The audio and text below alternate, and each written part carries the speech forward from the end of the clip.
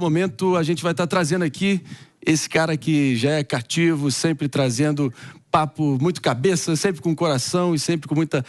misturando sempre, né? Emoção e razão, um cara muito diferente. É um cara realmente trazendo muitos bons papos aqui pra gente. Nosso especialista em relações humanas, o psicólogo Tommy Schultz, tá aqui com a gente de novo nessa sexta-feira e vamos falar sobre a sensação de perda, a sensação de luto que tem, infelizmente, abatido a tantos gaúchos. E claro que todo mundo tem que lidar com o luto em algum momento da vida. O negócio é se basear nas boas experiências para poder virar a página o quanto antes, da melhor forma possível. É difícil, temos que respeitar o momento deles, mas a partir da tua experiência como especialista, como é que faz para levar isso da forma mais leve possível? Thomas? Perfeito.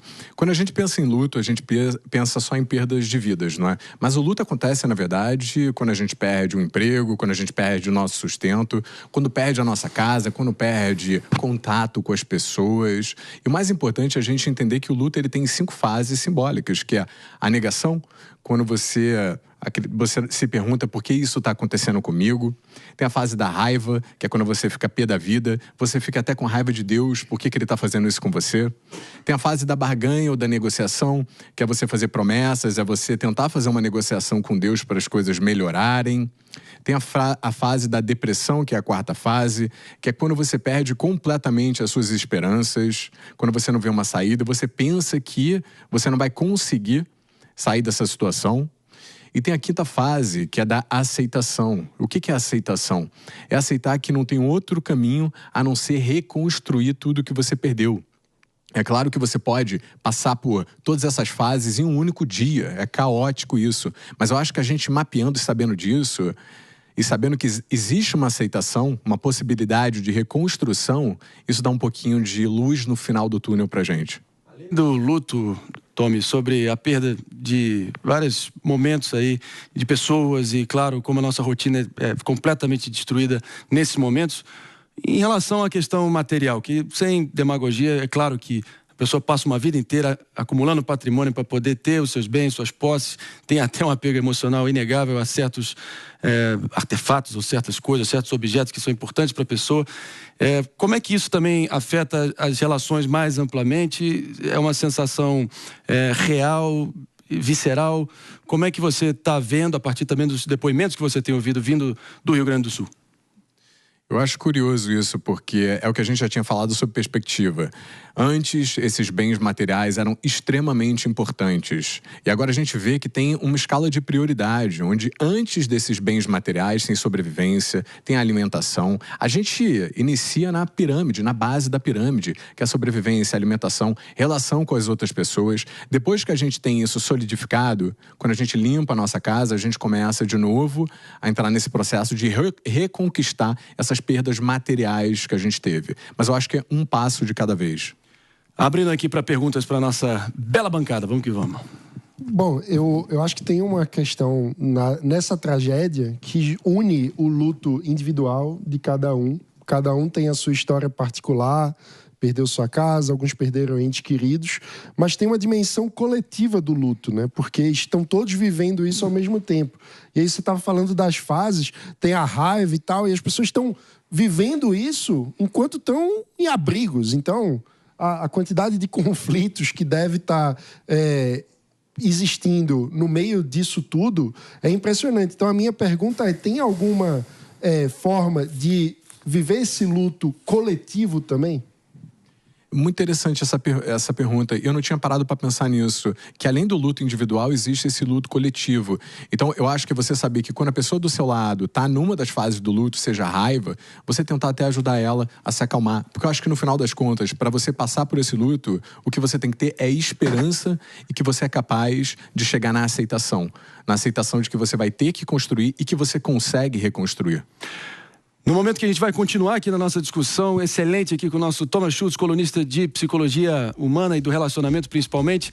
Daqui a pouco a gente volta para você que está nos ouvindo pelo sistema Jovem Pan de rádio aqui no Morning Show. Daqui a pouco a gente volta. Mas seguindo adiante aqui na nossa conversa, Eu queria deixar o PP fazer a pergunta, então. Vamos que vamos, PP. Ô, Tommy, você falou das 5 etapas do luto, né? O luto é um processo individual. Tem pessoas que passam por essas etapas em um dia, tem pessoas que demoram anos e meses e semanas para passar. Existe alguma forma de você acelerar o luto? Ou o luto é tão individual que cada um realmente tem o seu momento e isso ninguém consegue influenciar? Essa é uma pergunta que eu recebo constantemente, que é quanto tempo demora para passar por esse luto? E essa resposta é relativa, depende muito. Mas o fator mais relevante aqui é o quanto tempo você fica na fase da negação. Porque a negação, o que ela faz? Ela te coloca numa situação onde você não vê a esperança de mudar. E é como se você ficasse preso, como se você não visse uma saída. Você está numa casa sem portas e você não vê uma forma de você ultrapassar essas paredes. Então, acho que o mais importante é você saber que se você ficar muito tempo na negação, isso vai aumentar ainda mais o seu período de recuperação. Tommy, uma questão que gerou uma baita de uma polêmica nessa indústria da indignação foi o post, por exemplo, da Giovanna Eubank, a atriz global, quando ela ficou enlutada e manifestou toda a solidariedade dela em relação àquela cavala caramela que entrou para sempre aí na discussão aí, no imaginário do brasileiro. É uma cena que foi muito marcante, ainda bem que foi salva, mas as pessoas problematizando, dizendo que ela, na hierarquia de prioridades de vidas para ela, os animais estariam antes das vidas humanas, até porque o post que ela fez lamentando a situação, de modo geral, teve muito menos engajamento, já do cavalo teve um engajamento maior e mais estratosférico. O que isso revela para você? É um caso pontual ou isso demonstra uma tendência mais ampla na sociedade?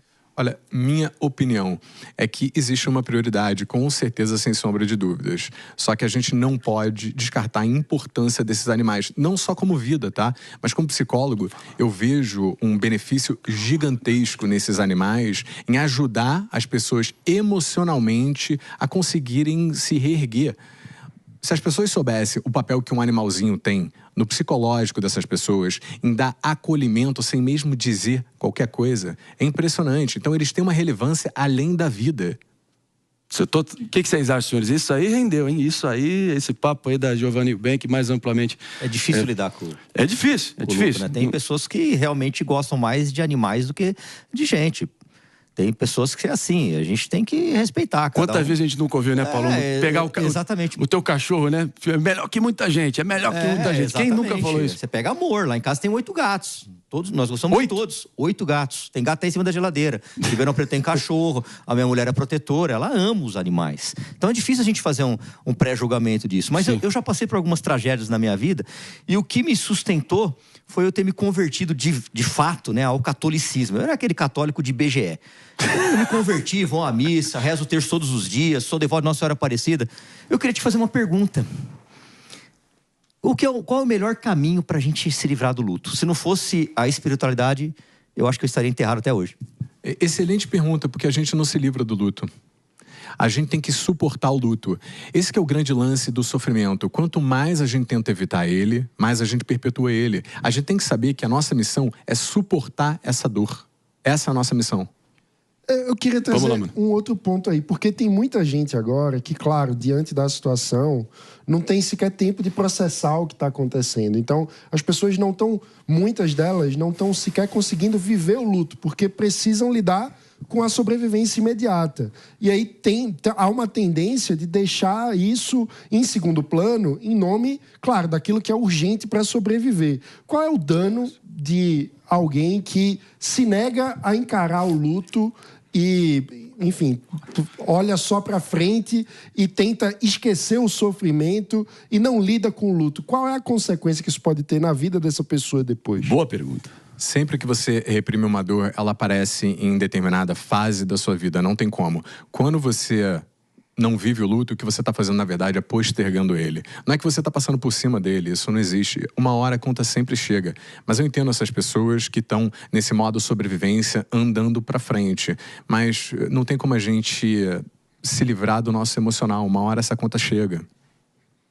Pois é. Pepe, palavra sua. Tem uma questão interessante, né, sobre a situação do Rio Grande do Sul, né? Tem pessoas com sentimentos diversos lá. né? Não tem uma homogeneidade de sentimento, homogeneidade de pessoas. Tem pessoas que estão com raiva por estar com fome. Total. Estão com raiva por não ter acesso à água, não é? Então eu fico imaginando aquelas pessoas aglutinadas ali, naquele momento ali, tendo sentimentos diversos. E às vezes, o sentimento maior é o sentimento de sobrevivência. E isso, de certa forma, não faz com que ela olhe para dentro e tente lidar com o luto, né? Às vezes o momento de começar aquela primeira etapa, a segunda etapa, a aceitação, talvez não seja agora, né, Tommy? Talvez seja daqui a 1 mês, 2 meses, né, quando os sentimentos deixarem de aflorar. Eu acho que as pessoas entram no automatismo, modo sobrevivência. Eu acho que você vai ter que lidar com o luto quando ele chegar para você. Não tem que forçar essa entrada para ser mais rápido. Eu não tô lá para saber o que está acontecendo. Então eu imagino que as pessoas só têm um único caminho, que é primeiro elas conseguirem sobreviver, se alimentar, se aquecer, porque tá tendo um frio danado lá, para depois elas pensarem como elas vão processar isso tudo emocionalmente e qual vai ser o impacto no emocional e no psicológico dessas pessoas. Porque esse impacto é inegável, ele vai ter. Você tem recebido muitas mensagens vindo de lá, Thomas? Ou alguns relatos aí que estão dando a dimensão dessa devastação, além de climática, psicológica, que vai, enfim, deixar uma cicatriz perene na mente dessas pessoas? Eu recebo muita mensagem de gente me pedindo ajuda para eu divulgar isso nas redes sociais, pessoas que estão lá, inclusive. Então, eu faço isso, eu tento aumentar o meu engajamento ao máximo para soltar ali um pix, uma ajuda. E eu conheço pessoas que estão lá, o tio de um grande amigo meu faz marmita. Então, a gente tem que também pensar na ajuda que a gente faz diretamente para essas pessoas, porque isso chega muito mais rápido. E faz toda a diferença, sem dúvida alguma. Chega mais rápido, faz toda a diferença. Vamos ter isso em mente sempre. Daqui a pouquinho a gente vai estar seguindo para também o pessoal que está na rádio, mas nesse exato momento a gente vai estar chamando o nosso caro Cristiano Negger, que eu vou estar introduzindo já também.